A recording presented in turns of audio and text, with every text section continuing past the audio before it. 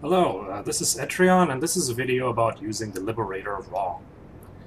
I wanted to make a video of Liberator gameplay because I wanted to talk about the state of air-to-ground balance a bit, and I found it difficult to record interesting footage. Then I realized the reason why I found it hard to get good footage of flying a Liberator was exactly the problem I have with it. It's boring. Of course, a Liberator is very effective, so people use it even though it isn't a very fun vehicle. When you use a Liberator the right way, you're at least 300 meters up, and you try to hold the craft as steady as possible so your gunner can get to work. That really doesn't leave a lot of room for showing off your piloting skills. All the anti-air weapons people use against you don't really give you any chance to shine either, because they either lock onto you, or they're a giant cone of proximity-fused shells that even fighters have a hard time avoiding.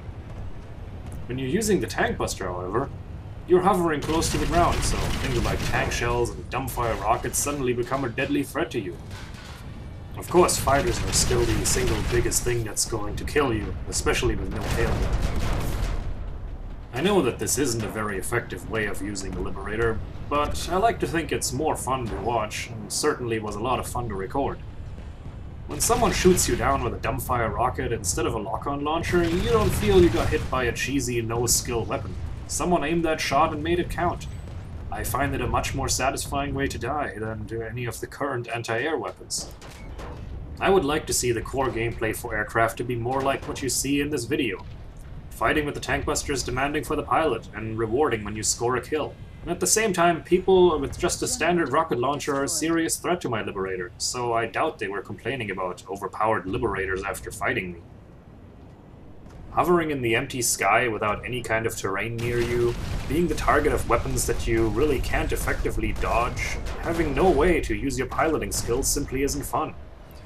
And it's that kind of gameplay that has a really low skill ceiling that is keeping the fight between air and ground from being a fun part of the game for me.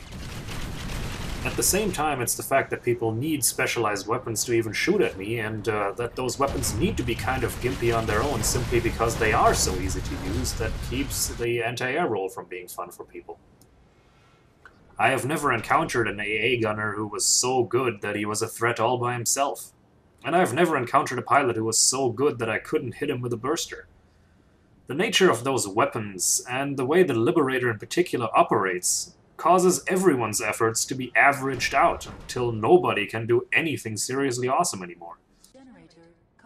That's not saying that there aren't superb Liberator pilots and interesting moments when you fly one, and especially dealing with ESFs requires a lot of skill, but this is about ground versus air, and I think that when you use the Liberator wrong, you get a fight that's a lot more satisfying with ground units.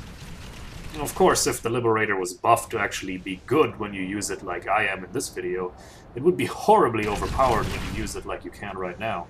But that's exactly why I dislike the belly gun and the AA weapons. They force players into boring gameplay to be effective.